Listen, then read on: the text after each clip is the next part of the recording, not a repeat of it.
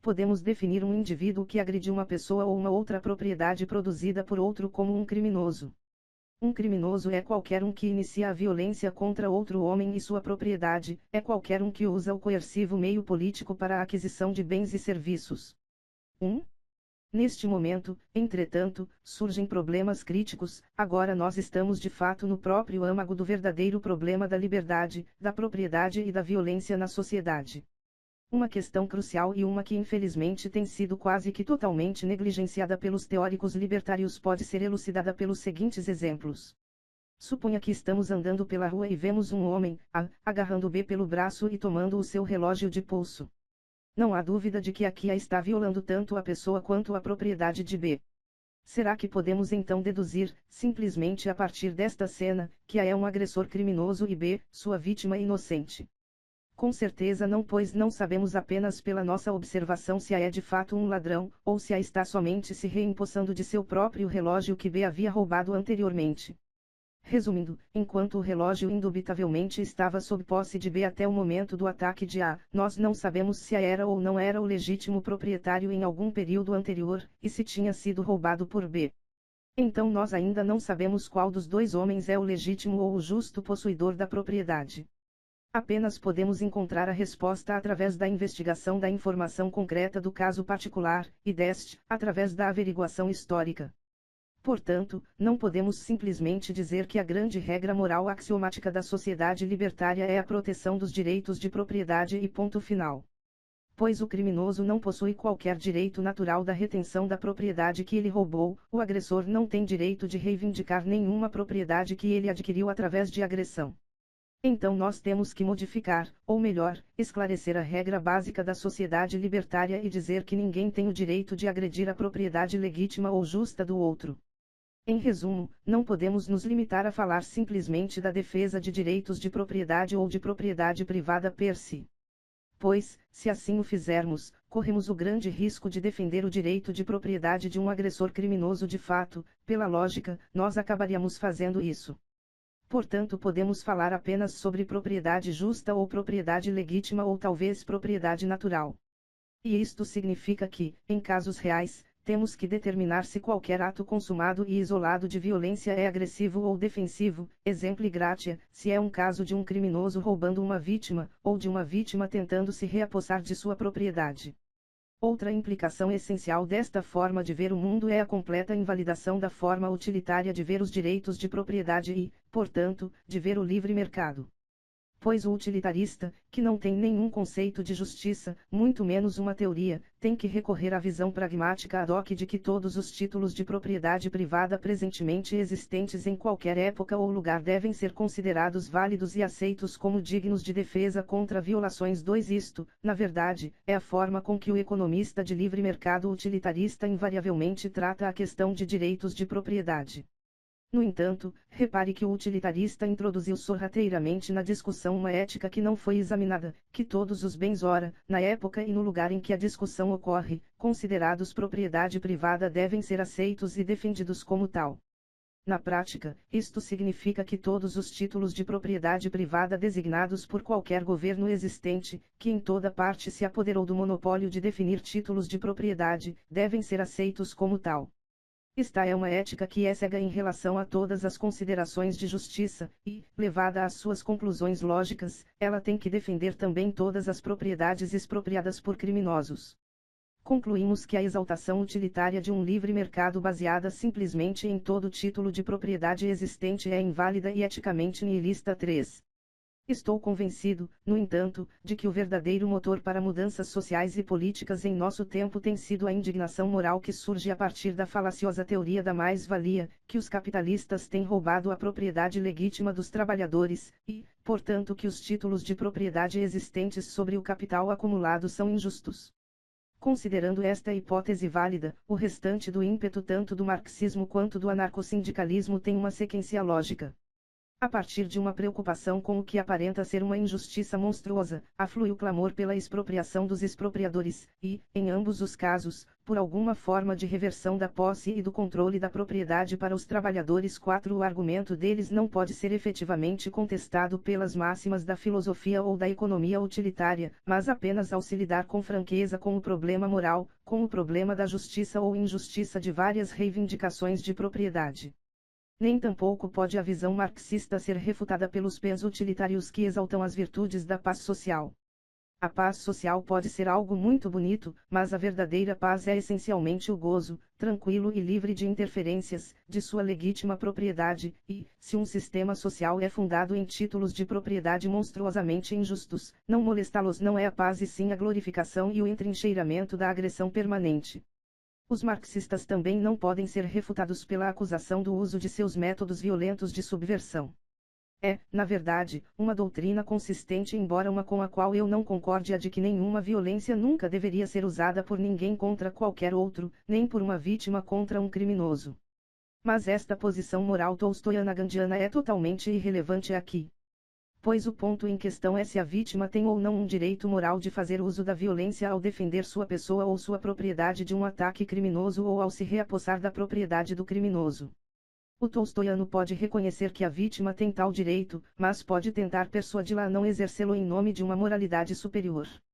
Mas isso nos desvia de nossa discussão e nos leva a escopos mais abrangentes da filosofia ética.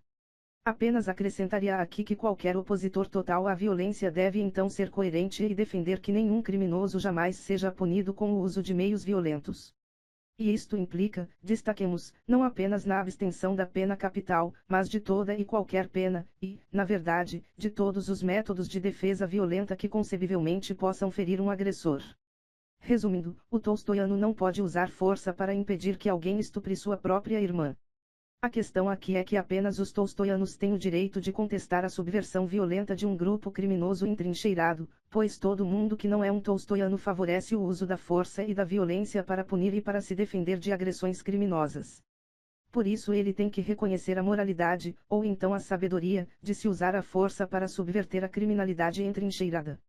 Se for assim, então nós somos imediatamente levados de volta à questão realmente importante: quem é o criminoso, e, consequentemente, quem é o agressor?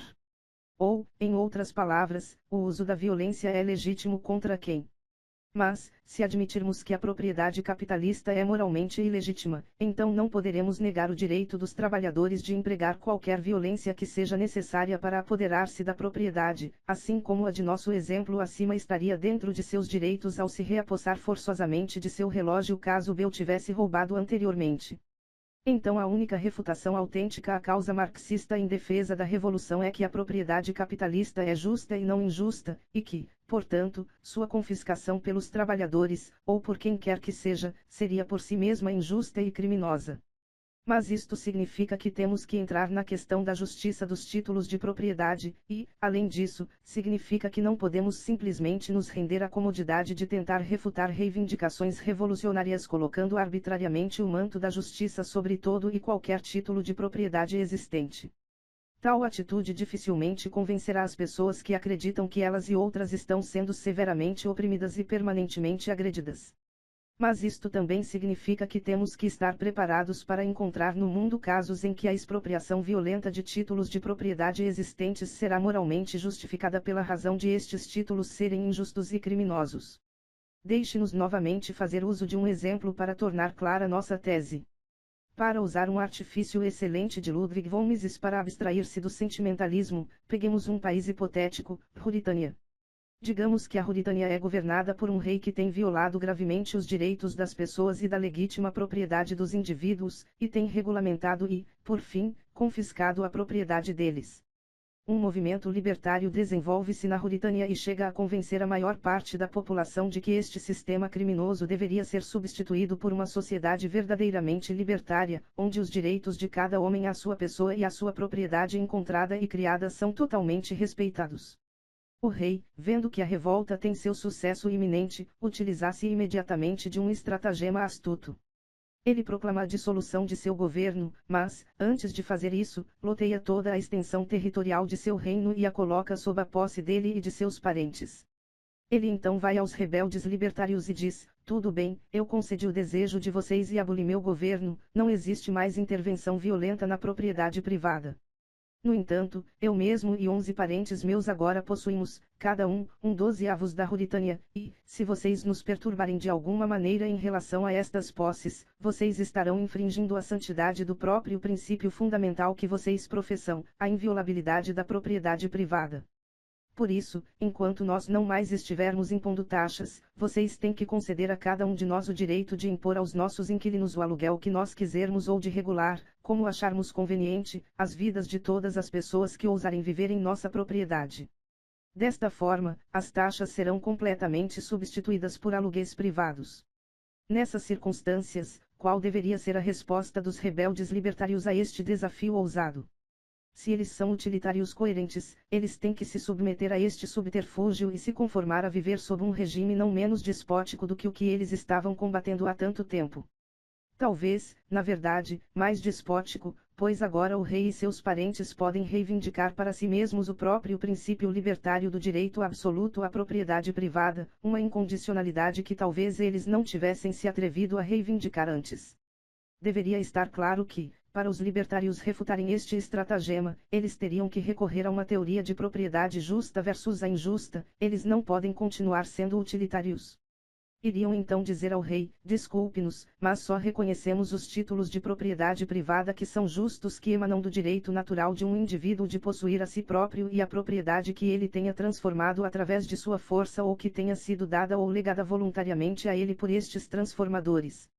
Nós, resumindo, não reconhecemos o direito de qualquer um sobre qualquer pedaço de propriedade simplesmente por ele ou qualquer outro meramente dizer que é dele. Não pode haver nenhum direito natural moral derivável da reivindicação arbitrária de um homem de que qualquer propriedade seja dele. Portanto, nós reivindicamos o direito de expropriar a propriedade privada de você e de seus parentes, e de retornar esta propriedade aos proprietários individuais que vocês agrediram ao impor seus títulos ilegítimos. Um corolário que aflui desta discussão é de vital importância para a teoria da liberdade. A saber, que, no sentido mais profundo, toda propriedade é privada. 5 Pois toda propriedade pertence a, é controlada por, alguma pessoa ou algum grupo de pessoas. Se B rouba um relógio de A, então o relógio passa a ser propriedade privada de B, está sob seu controle e posse de facto na medida em que é possível para ele possuir e usar o relógio. Portanto, o relógio, estando nas mãos de A ou de B, está em mãos privadas em alguns casos, privadas legítimas, em outros, privadas criminosas, mas igualmente privadas. Como veremos mais adiante, o mesmo vale para indivíduos reunindo-se em qualquer tipo de grupo. Assim, quando eles formaram o governo, o rei e seus parentes controlaram e, deste modo, possuíram ao menos parcialmente a propriedade das pessoas que eles estavam agredindo. Quando eles lotearam a terra em propriedades privadas para cada um deles, eles novamente compartilharam a posse do país, embora de maneiras aparentemente diferentes. A forma da propriedade privada diferiu nos dois casos, mas não a essência. Assim, a questão crucial na sociedade não é, como muitos acreditam, se a propriedade deveria ser privada ou governamental, mas sim se os proprietários necessariamente privados são proprietários legítimos ou criminosos. Pois, no final das contas, não existe uma entidade chamada governo, existem apenas pessoas reunindo-se em grupos chamados governos e agindo de um modo governamental. 6 Toda propriedade sempre é, portanto, privada, a única questão crucial é se ela deveria estar nas mãos de criminosos ou dos proprietários legítimos e corretos. Há na verdade somente uma razão para os libertários se oporem à formação da propriedade governamental ou para invocar o seu despojamento, a compreensão de que os governantes são proprietários injustos e criminosos de tais propriedades. Em resumo, o utilitário laissez-faire não pode simplesmente se opor à propriedade governamental e defender a privada, pois o problema com a propriedade governamental não é exatamente que ela seja governamental, pois e quanto aos criminosos privados como o nosso ladrão de relógio, mas que ela seja ilegítima, injusta e criminosa como no caso do nosso rei da Ruritânia. E já que os criminosos privados são igualmente censuráveis, vemos que a questão social da propriedade não pode ser tratada basicamente em termos utilitários de privada ou governamental. Ela tem que ser tratada em termos de justiça ou injustiça, de legítimos possuidores de propriedade versus invasores criminosos e legítimos de tais propriedades, sendo estes invasores chamados privados ou públicos. O libertário pode estar ficando um pouco preocupado agora. Ele pode dizer, admitindo que você esteja correto em princípio, que os títulos de propriedade têm que ser validados pela justiça, e que nem ao criminoso pode ser permitido reter o relógio roubado, nem ao rei e seus parentes o país deles, como pode o seu princípio ser aplicado na prática. Isto não acarreta em uma investigação caótica dos títulos de propriedade de todo o mundo, e, além disso, qual critério você pode estabelecer para a justiça destes títulos? A resposta é que o critério que deve ser aplicado é conforme o explicado acima, o direito de todo indivíduo de possuir sua pessoa e a propriedade que encontrou e transformou, e, portanto criou, e a propriedade que ele adquiriu através de doações ou de trocas voluntárias com outros transformadores ou produtores. É verdade que títulos de propriedade existentes devem ser inspecionados, mas a solução do problema é muito mais simples do que parece. Pois sempre lembre o princípio básico, que todos os recursos, todos os bens, em um estado de ausência de posse pertencem devidamente à primeira pessoa que os encontrar e os transformar em um bem útil, o princípio da apropriação original. Vimos isso acima no caso de recursos naturais e de terra não usados, o primeiro a encontrar e a misturar seu trabalho com eles, a possuí-los e usá-los, os produz e tornar-se o legítimo proprietário deles. Assim sendo, suponha que o Sr. João tem um relógio, se não podemos mostrar claramente que João ou os seus ancestrais eram criminosos em relação ao título de propriedade do relógio, então devemos dizer que, já que o Sr. João vem possuindo e usando o relógio, ele é realmente o proprietário legítimo e justo. Ou em outras palavras, se não sabemos se o presente título de João de qualquer propriedade é de origem criminosa, então podemos presumir que esta propriedade estava, ao menos momentaneamente, em um estado de ausência de propriedade, já que não temos certeza a respeito do título original, e, portanto, que o título de propriedade correto regressa instantaneamente a João na qualidade de seu primeiro, e deste, atual, possuidor e usuário. Mas suponha agora que um título de propriedade é claramente identificável como sendo criminoso, será que isto necessariamente significa que o possuidor atual deve abrir mão dele? Não, não necessariamente. Pois isto depende de duas considerações: a, se a vítima, o proprietário original agredido, ou seus herdeiros são claramente identificáveis e podem ser presentemente encontrados, ou, b, se o possuidor atual é ou não, ele mesmo, o criminoso que roubou a propriedade. Suponha, por exemplo, que João possui um relógio, e que nós podemos mostrar claramente que o título de João é de origem criminosa, ou porque, 1, seu ancestral o roubou, ou, 2, porque ele ou o seu ancestral compraram-no de um ladrão, se estavam ou não a par desta circunstância é irrelevante aqui. Então, se podemos identificar e encontrar a vítima ou o seu herdeiro, fica claro que o título do relógio de João é completamente inválido e que ele deve imediatamente voltar ao seu verdadeiro e legítimo proprietário. Assim, se João herdou ou comprou o relógio de um homem que o roubou de Paulo, e se Paulo, ou o herdeiro de sua condição, pode ser encontrado, então o título do relógio corretamente regressa a Paulo ou a seus descendentes imediatamente, sem compensação ao possuidor atual do título de origem criminosa. 7. Deste modo, se um título de propriedade atual é criminoso em sua origem, e a vítima, ou o seu herdeiro, pode ser encontrado, então o título deveria voltar imediatamente a ele.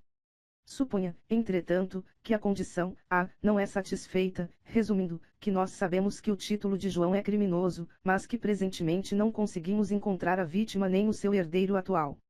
Quem é o possuidor legítimo e moral da propriedade neste caso? A resposta a esta questão depende agora do fato de João ser ou não, ele mesmo, o criminoso, de João ser ou não o homem que roubou o relógio.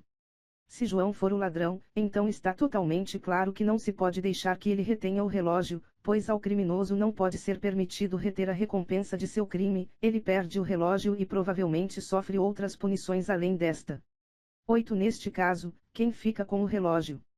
Aplicando nossa teoria libertária de propriedade, o relógio está agora depois de João ter sido pego em um estado de ausência de posse, e deve, portanto, se tornar a legítima propriedade da primeira pessoa que pegá-lo e colocá-lo em uso, convertendo-o, assim, de um estado não usado e sem posse para um estado útil e possuído a apropriação original. A primeira pessoa que fizer isso torna-se seu proprietário legítimo, moral e justo. Mas suponha que João não seja o criminoso, não seja o homem que roubou o relógio, mas que ele tenha herdado ou o tenha comprado inocentemente do ladrão. E suponha, claro, que nem a vítima nem seus herdeiros possam ser encontrados. Neste caso, o desaparecimento da vítima significa que a propriedade roubada passa devidamente a um estado de sem dono. Mas vimos que qualquer bem que se encontre em um estado de ausência de propriedade, sem nenhum proprietário legítimo de seu título, reverte-se à legítima propriedade do primeiro a vir usá-lo, a atribuir a este recurso, até então não usado, uma utilidade humana. Mas esta primeira pessoa claramente é João, que o tem usado durante todo esse tempo. Portanto, concluímos que, ainda que a propriedade tenha sido originalmente roubada, se a vítima ou seus herdeiros não podem ser encontrados, e se o possuidor atual não for o criminoso que efetivamente roubou a propriedade, então o título desta propriedade pertence devidamente, justamente e eticamente a seu possuidor atual. Recapitulando, para qualquer propriedade atualmente reivindicada e utilizada, a, se nós sabemos claramente que não há nenhuma origem criminosa em seu título atual, então obviamente o título atual é legítimo, justo e válido. B, se nós não sabemos se o título atual tem qualquer origem criminosa, nem tampouco temos como averiguar, então a propriedade hipoteticamente sem dono reverte-se instantânea e justamente a seu possuidor atual. C, se nós sabemos que o título é criminoso em sua origem, mas não podemos encontrar a vítima ou seus herdeiros, então, C1, se o atual portador do título não for o agressor criminoso da propriedade, então esta se reverte justamente a ele como o primeiro proprietário de uma propriedade hipoteticamente sem dono. Mas, C2, se o atual portador do título é o próprio criminoso ou um dos criminosos que roubaram a propriedade, então não há dúvidas de que ele deve ser despojado dela, revertendo ela então ao primeiro homem que a remover de seu estado de não ter dono e que se apropriar dela por seu uso. Finalmente, D, se o título atual é resultado de um crime, e a vítima ou os seus herdeiros podem ser encontrados, então o título de propriedade se reverte imediatamente a eles, sem compensação ao criminoso ou aos outros portadores do título injusto. Poderia ser alegado que o portador ou os portadores de um título injusto, caso eles próprios não sejam os agressores criminosos, deveriam ter o direito à propriedade que eles acrescentaram à propriedade que não era justamente deles, ou, ao menos, serem compensados por estas adições. Em resposta, o critério deve ser se estas adições são ou não separáveis da propriedade original em questão. Suponha, por exemplo, que Bruno rouba um carro de Luiz, e que Bruno venda o carro para Roberto. Do nosso ponto de vista, então, o carro tem que ser devolvido imediatamente ao verdadeiro dono, Luiz, sem compensação para Roberto. Ser uma vítima de um roubo não deveria impor obrigações a Luiz de recompensar outra pessoa. Naturalmente, Roberto tem uma queixa legítima contra o ladrão de carros, Bruno, e deveria poder processar Bruno para a restituição ou para as perdas nas bases do contrato fraudulento que Bruno impingiu a ele, fingindo que o carro era realmente propriedade de Bruno. Mas suponha que Roberto, no decorrer de sua posse do carro, tenha colocado um novo rádio nele, já que o rádio é separável do carro, ele deveria poder retirar o rádio antes de o carro ser devolvido a Luiz, pois ele é o legítimo proprietário do rádio.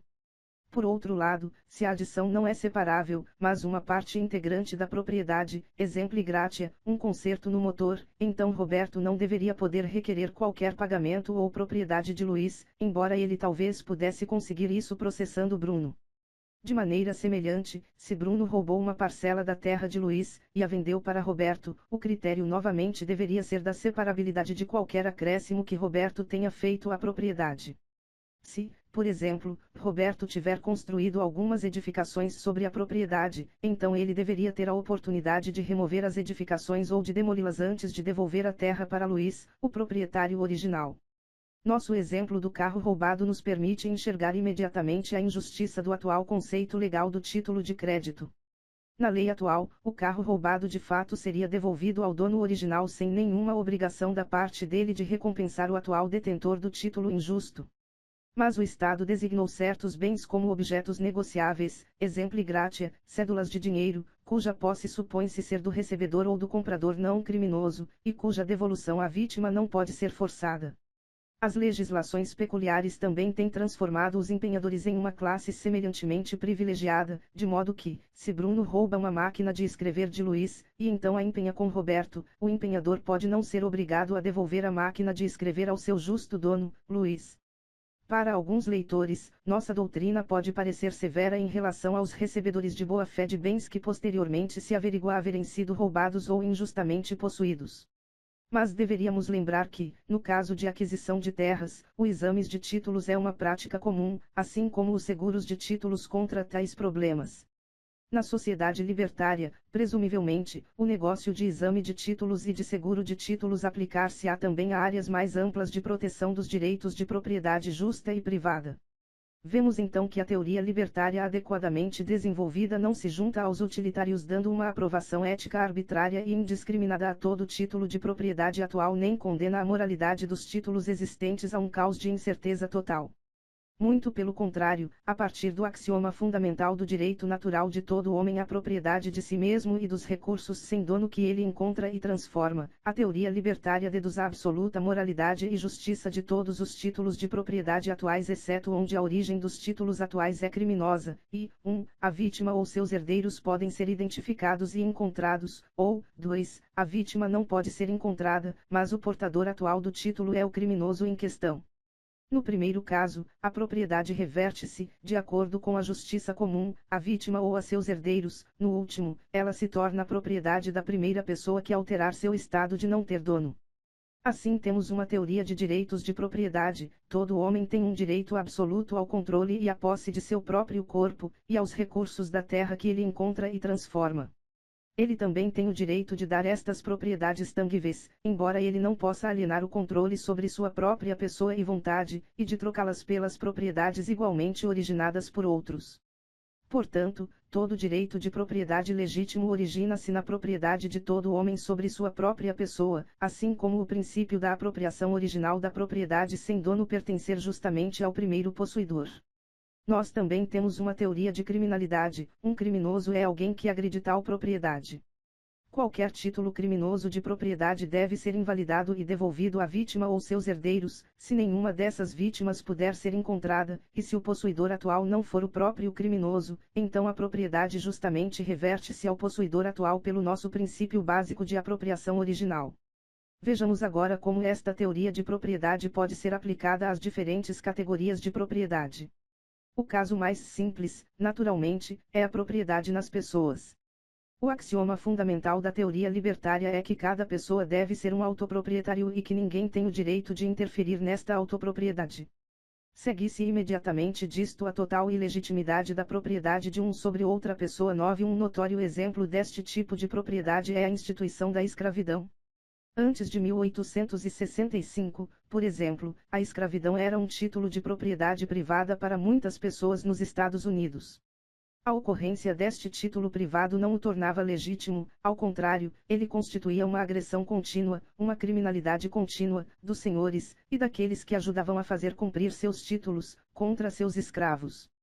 Pois neste caso as vítimas são clara e imediatamente identificáveis, e o senhor de escravos estava diariamente cometendo agressões contra seus escravos. Deveríamos mencionar também que, como no nosso caso hipotético do rei da Ruritânia, o utilitarismo não fornece nenhuma base sólida para a revogação do direito de propriedade de um senhor sobre seus escravos. Quando a escravidão era uma prática comum, ocorriam muitas discussões acaloradas sobre o quanto, e se, os senhores deveriam ser compensados monetariamente pela perda de seus escravos. Estas discussões eram incontestavelmente absurdas. Pois o que é que fazemos quando prendemos um ladrão e recuperamos um relógio roubado? Compensamos o ladrão pela perda do relógio ou o punimos? Certamente, a escravização da pessoa e da própria existência de um homem é um crime muito mais abominável do que o roubo de um relógio e deveria ser tratado de acordo. Como o liberal clássico inglês Benjamin Pearson acidamente comentou, a proposta tinha sido feita para compensar os donos de escravos e ele imaginou que os escravos eram quem deveriam ter sido compensados. Evidentemente, esta compensação só seria justa se viesse dos próprios donos dos escravos, e não dos pagadores de impostos. Deve ser enfatizado que, na questão da escravidão, o fato de ela ter sido abolida imediatamente ou não é irrelevante para os problemas de desordem social, de rápido empobrecimento dos mestres de escravos ou da florescência da cultura sulista, muito menos a questão interessante, logicamente, por outras razões de a escravidão ser boa para a terra e para o crescimento econômico do Sul ou se teria desaparecido em mais uma ou duas gerações.